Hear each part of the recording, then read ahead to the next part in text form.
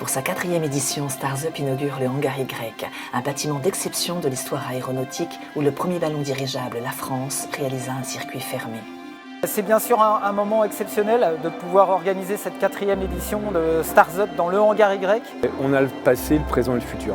Et ça fait 4 ans qu'on cherche ça et on y est arrivé. Un dirigeable a fait à nouveau son entrée dans le Hangar Y. C'est historique pour Meudon.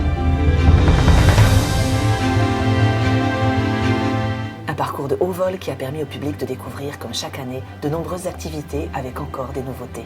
Des lycéens sur les plateformes de jeux vidéo, des dessinateurs, des artistes, de la science-fiction, de la bande dessinée, des personnages de la guerre des étoiles, des scientifiques sur les scènes qui viendront parler de choses assez techniques et aussi une capacité à ce que la communauté se croise. Et pour la première fois, un hackathon qui a permis à de jeunes ingénieurs de grandes écoles parisiennes d'échanger pour mettre en pratique la théorie sur différentes problématiques autour de la mobilité.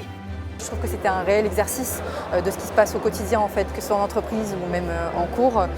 Et donc c'est intéressant de savoir gérer aussi rapidement une situation, trouver une solution. Moi je viens d'une école de design, donc avoir aussi d'autres étudiants avec nous pour travailler dessus, c'était très intéressant. L'idée c'est aussi de pouvoir leur permettre d'élargir leur réseau professionnel. Et donc on va favoriser justement ces rencontres entre entreprises et étudiants pour pouvoir tout simplement favoriser les recrutements. De la SNCF à Nexity en passant par Airbus, de grandes entreprises étaient présentes pour rencontrer et récompenser les jeunes pour leurs solutions sur les nouvelles mobilités. Un enjeu important pour les villes et notamment pour Meudon.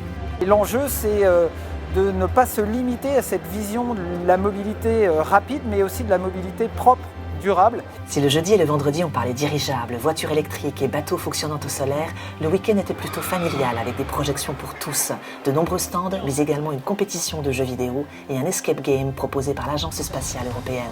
On vise tous les publics parce qu'on a la conviction que ce qui est important, c'est qu'on vive tous ensemble. Stars Up, c'est bien sûr un événement gratuit où la dimension artistique n'est pas oubliée, puisque Françoise Cutten accompagnait cette 4e édition avec ses œuvres mettant en perspective la thématique des mobilités durables.